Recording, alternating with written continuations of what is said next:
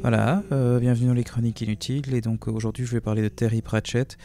J'ai eu du mal à faire celui-là parce que je voulais aller à fond dans le détail et je voulais choisir le meilleur passage. Et je me suis rendu compte que c'est quand même assez compliqué parce que c'est quelqu'un d'assez important qui a fait beaucoup de choses. Et donc voilà, finalement, pour ce grand farceur, j'ai un peu choisi de changer l'ordre. Je vais parler de qui il est et de tout ce qu'il a fait. Et puis ensuite, je vais parler de l'influence qu'il a eue ou qu'il pourrait avoir dans le futur. Et je vais terminer par le grand acte qui en fait n'est finalement qu'un petit texte que j'ai lu récemment. Et je me suis dit, bon ben voilà, voilà le texte que je vais lire. Comme ça, vous savez exactement qui il est. Je l'ai traduit en français, j'aurais pu le lire en anglais, mais j'ai pris le temps de traduire. Comme ça, on intègre la manière d'écrire un peu plus profondément. Et donc voilà. Donc Terry Pratchett, c'est qui? En fait, c'est un écrivain.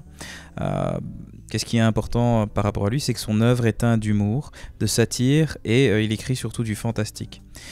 Beaucoup l'appellent le parodiste fantastique ou le satiriste fantastique. Pour des chiffres, il a vendu plus de 85 millions de livres en 37 langues et il était l'auteur le plus vendu en Grande-Bretagne dans les années 90. Il a été nommé chevalier et a gagné vraiment plein de prix pour ses œuvres.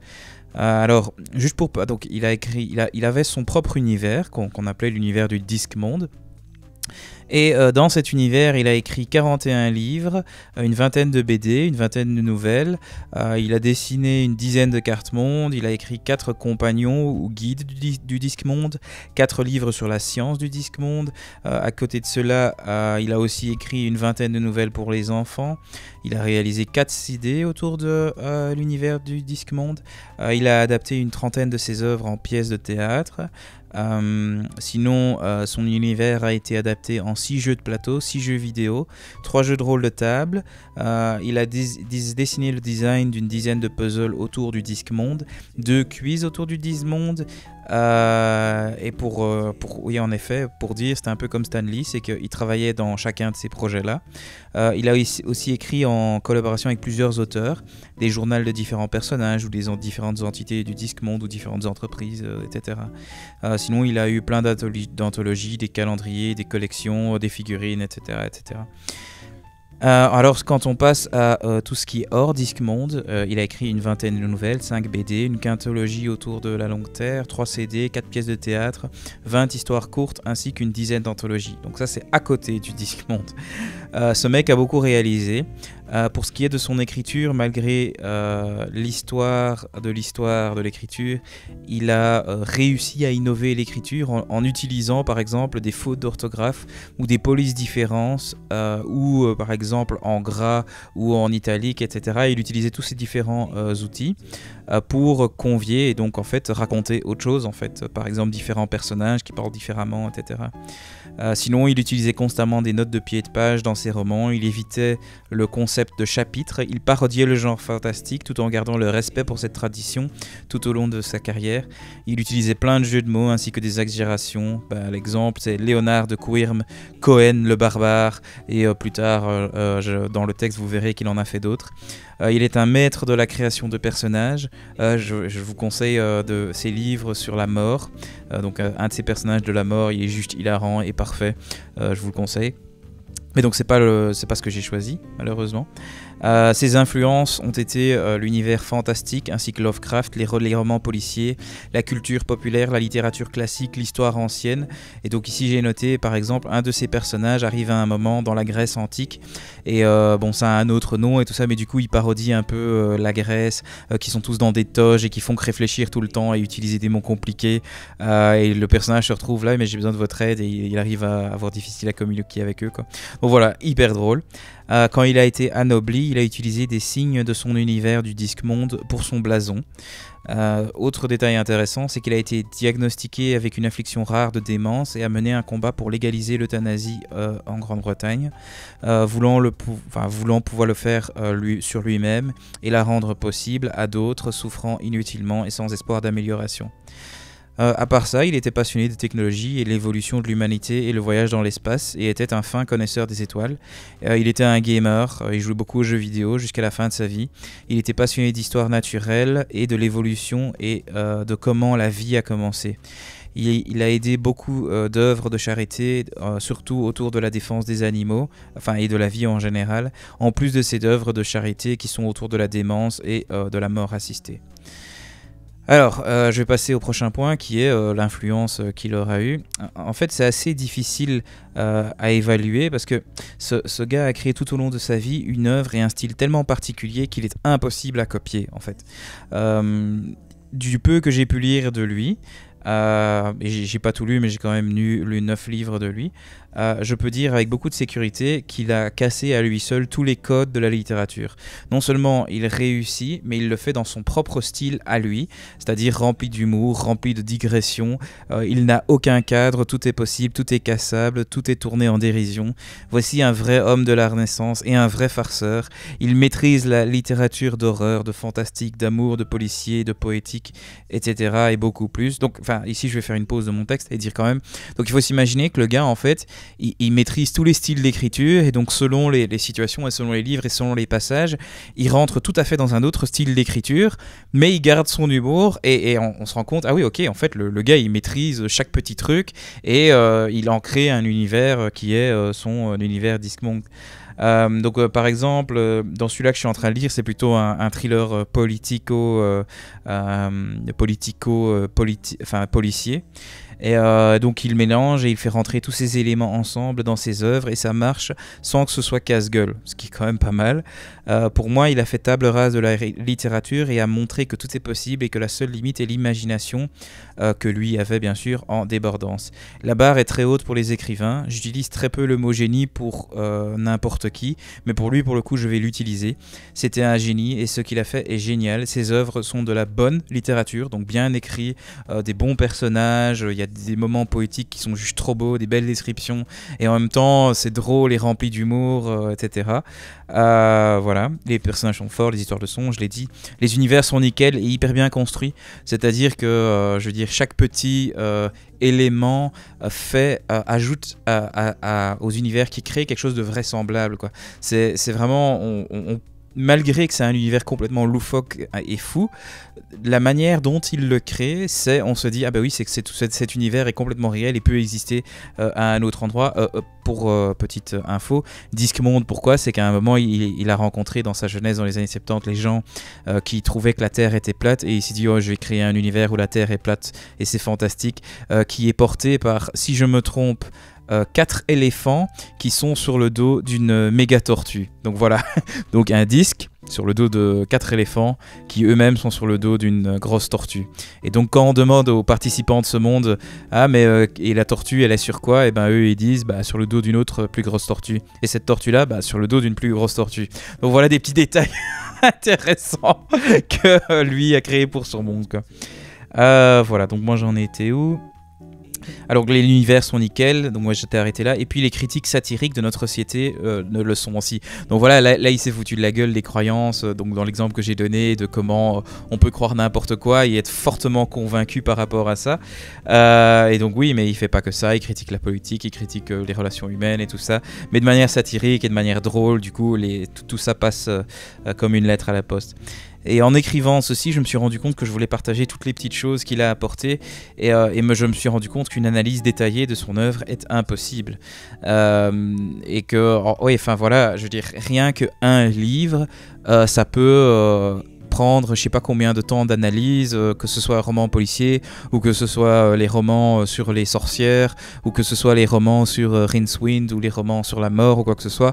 C'est des styles complètement différents avec des ambiances complètement différentes, mais malgré tout il y a son humour, il y a l'univers, il y a les personnages et tout ça, et il y a des petits détails qui font tout en fait, et donc voilà, donc c'est impossible à faire, et le seul truc que je peux faire c'est vous motiver à lire ça, et c'est ce que j'ai essayé de faire maintenant. Et pour ça, ce que j'ai fait, c'est que j'ai lu récemment donc une partie d'un texte, et je me suis dit bah tu sais quoi, j'ai pris ça comme signe, j'ai tellement aimé ce passage que je me suis dit bah je vais lire ce passage, et j'espère que ça vous donnera une idée de qui il est et son œuvre. Donc avant de, voilà. Ah oui, donc avant de le lire, j'ai quand même envie de préciser que j'ai pas la version française, donc j'ai traduit ça moi-même de l'anglais, et ce ne sera donc pas parfait comme il l'a écrit, parce que déjà je traduis, donc on perd du sens de l'original, alors qu'il y a plein de jeux de mots et plein d'humour, et ça bien sûr c'est dans la langue originale. Et donc voilà. Et alors en voulant choisir un texte, je me suis rendu compte que c'est très difficile, parce que tout est fort, et j'ai donc choisi un texte que j'ai lu récemment. Je lis... Ah oui, détail important, je lis Terry Pratchett quasi chaque jour depuis maintenant près de 2 ans. Donc ça fait 2 ans que dès que j'ai lu le premier livre, moi, chaque jour je lis du Terry Pratchett, sauf bien sûr quand je lis pas quoi. Mais alors je ne lis rien d'autre non plus. Mais c'est vraiment un auteur que je lis constamment en fait. Tellement c'est bon en fait. Voilà. C'est probablement le seul auteur que je compte lire en entier avant de mourir, même s'il a environ une centaine de choses à lire. Alors, je vais quand même donner un petit peu de contexte au passage. Nous suivons l'équivalent de policier dans la capitale qui a mystérieusement été attaqué par un grand dragon, alors que les dragons devaient être en extinction depuis des millénaires. Un gamin est apparu prétendant être de la lignée des rois, donc être l'héritier des rois qui, eux, ont disparu aussi, et dit qu'il va tuer le dragon qui, quelques scènes avant, a complètement dévasté la ville à lui seul. Et d'ailleurs, la scène qui introduit ce livre, c'est où des co-conspirateurs, en fait, est juste trop marrante. Je ne peux que vous le recommander. C'est un peu genre Da Vinci Code et conspiration et tout ça, mais tellement drôle et tellement foutage de gueule que ça en est excellent. Et donc dans le texte, Vimes c'est le capitaine, Colon c'est le sergent, Nobby est aussi un sergent, Carotte est le petit nouveau, Coupe ma gorge ou Gorge est un vendeur, et Dame Ramkin est une noble qui accompagne les policiers, qui entre parenthèses finance cette équipe de policiers. Et donc voilà, j'ai dit tout ce que je vais dire, et donc maintenant je vais lire le texte. Le klaxon retentit à nouveau. D'autres personnes se précipitaient vers la place. Le dragon dériva devant eux comme un requin se dirigeant vers un matelas pneumatique capricieux, sa queue se balançant lentement d'un côté à l'autre. « Un fou va le combattre !» dit Nomi.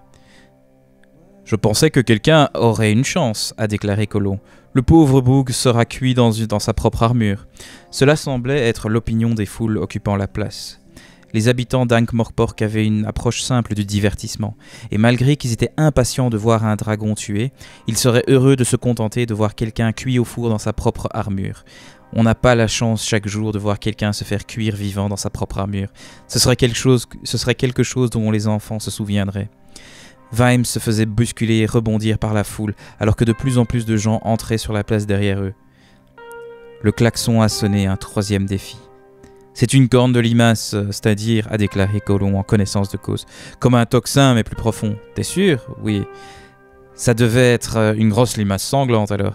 Des cacahuètes, des pop-corn, des saucisses chaudes. J'ai mis une voix derrière eux. Bonjour les gars, bonjour. Bonjour Captain Vimes, à la mort, hein. Prenez une saucisse, je vous l'offre, c'est sur la maison. Que se passe-t-il, Gorge a déclaré Vimes, accroché au plateau du vendeur, alors que de plus en plus de gens se déversaient autour d'eux. Un enfant est monté dans la ville et il a dit qu'il allait tuer le dragon, a déclaré Coupe ma gorge. J'ai une épée magique, il a dit. Je vais prendre une voix un peu grasse pour Vimes. A-t-il une peau magique? Vous n'avez pas de romance dans votre âme, capitaine, a déclaré Gorge, retirant une fourchette à pain très chaude de la petite poêle sur son plateau et l'appliquant doucement sur les fesses d'une femme devant lui. Écartez-vous, madame, le commerce est l'élément vital de la ville, merci beaucoup. Bien sûr, continua-t-il, il devrait y avoir une jeune fille enchaînée. Il devrait y avoir une jeune fille enchaînée à un rocher. Seulement, la tante a dit non. C'est le problème avec certaines personnes. Aucun sens de la tradition. Ce garçon dit aussi qu'il est l'héritier légitime. Alors, détail, digression.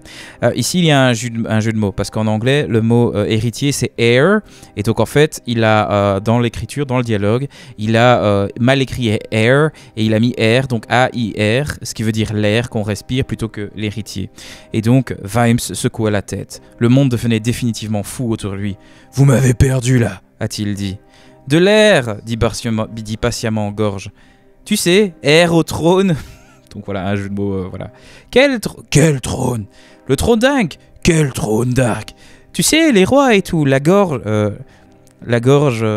Gorge avait l'air réfléchi. « J'aimerais savoir quel est son nom, a-t-il dit.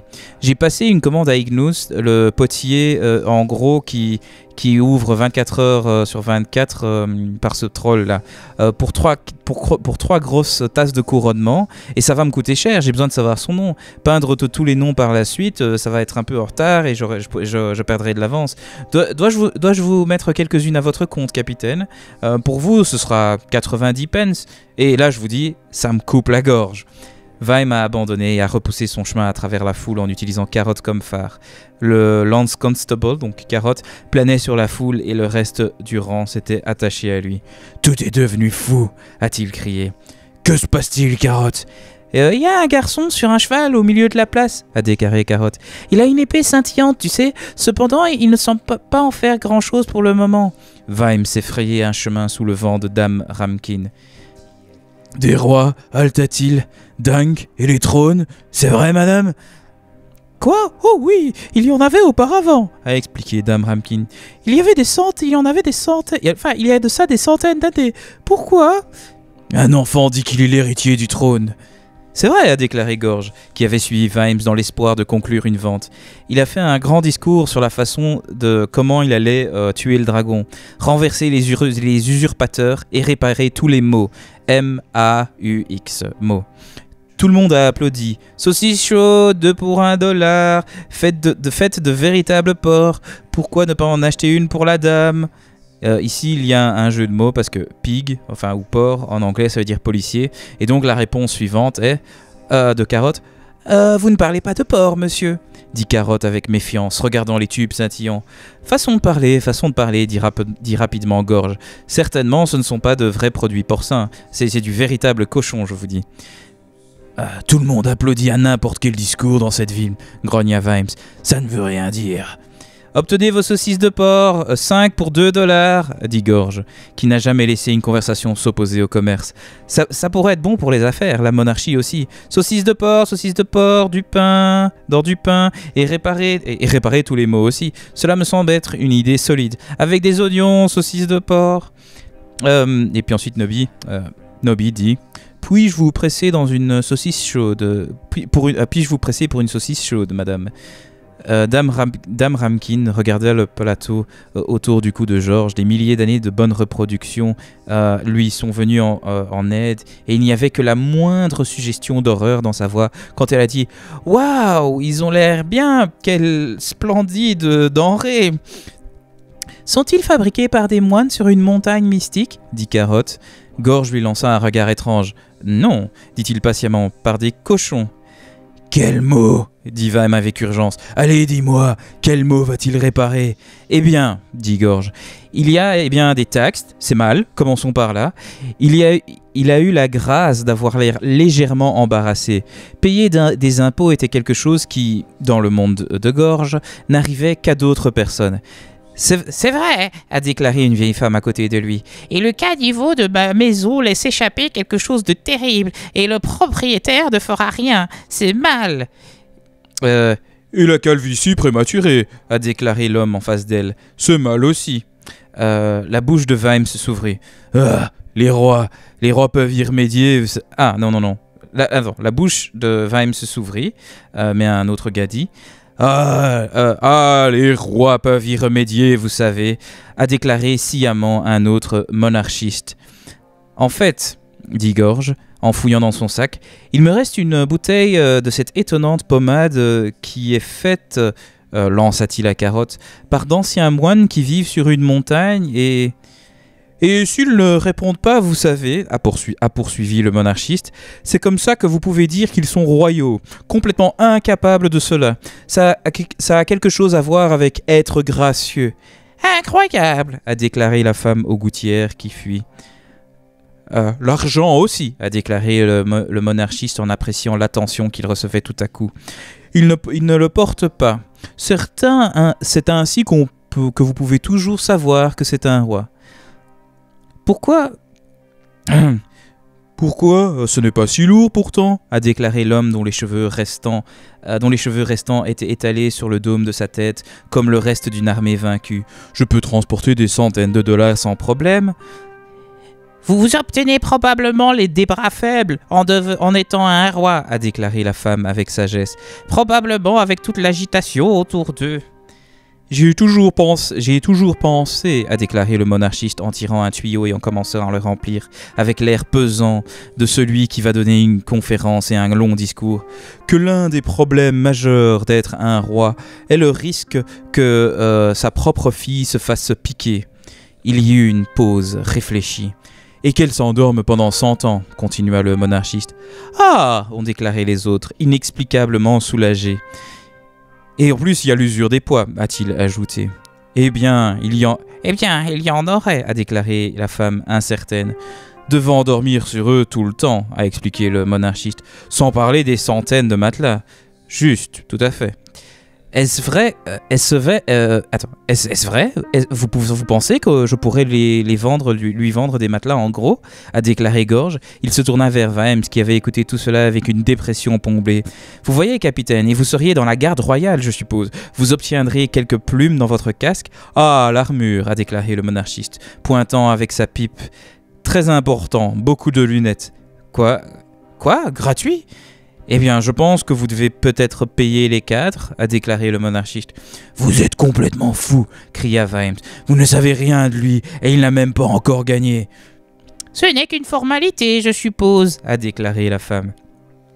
C'est un dragon cracheur de feu, hurla Vimes, se souvenant de ses narines, que dans une scène précédente, il était juste devant les narines de ce dragon.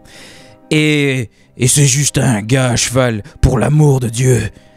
Gorge le poussa doucement sur sa cuirasse. « Et tu n'as pas d'âne, capitaine, a-t-il dit. Quand un étranger arrive dans la ville sur le tranchant d'un dragon et le défie avec une épée scintillante, eh bien, il n'y a qu'un seul résultat, n'est-ce pas? C'est probablement le destin. »« Tranchant ?» cria Vimes. « Tranchant, espèce de bougre voleur, Gorge. Tu vendais hier des poupées de dragon. »« C'était juste des affaires, capitaine, pas besoin de s'énerver à ce sujet, » a déclaré Gorge agréablement. Vimes était revenu au niveau d'une rage sombre. Dites ce que vous avez voulu... Dites ce que vous avez voulu sur les habitants d'Ankh-Morpork. Ils ont toujours été résolument indépendants, ne cédant à aucun homme leur droit de voler, frauder, détourner et assassiner sur un pied d'égalité. Cela semblait tout à fait normal, selon la façon de penser de Vimes. Il n'y avait aucune différence entre l'homme le plus riche et le mendiant le plus pauvre. À part le fait que le premier avait beaucoup d'argent, de nourriture, d'énergie, de beaux vêtements et une bonne santé. Mais au moins, il n'était pas mieux, juste plus riche, plus gros, plus puissant, mieux habillé et plus sain. C'était comme ça depuis des années. Et maintenant, ils reçoivent un reniflement d'une robe d'hermine et un gars qui se ramène sur son cheval et ils viennent tous gluants, mormonna-t-il. Le dragon faisait le tour de la place lentement et avec prudence. Vimes grogna pour voir par-dessus la tête devant lui. Parce que Carotte est gigantesque, pour le détail. De la même manière que divers prédateurs ont la silhouette de leur proie presque programmée dans leur gène, il était possible que la forme d'un homme sur un cheval tenant une épée clique sur quelques gobelets dans le cerveau d'un dragon. Il montrait un intérêt vif, mais méfiant. De retour dans la foule, Vimes haussa les épaules. « Je ne savais même pas que nous étions un royaume. »« Eh bien, nous ne le sommes plus depuis longtemps, » a déclaré Dame Ramkin. Les rois ont été expulsés, et heureusement d'ailleurs, brutalement. Ils pouvaient être assez effrayants. Mais, Ah, ok. Mais vous êtes bien d'une famille de haute naissance. Mais vous êtes bien d'une famille de haute naissance, a-t-il dit. J'aurais dû penser que vous êtes de la royauté. Certains d'entre eux sont des oïcs effrayants, vous savez, a-t-elle dit avec un air.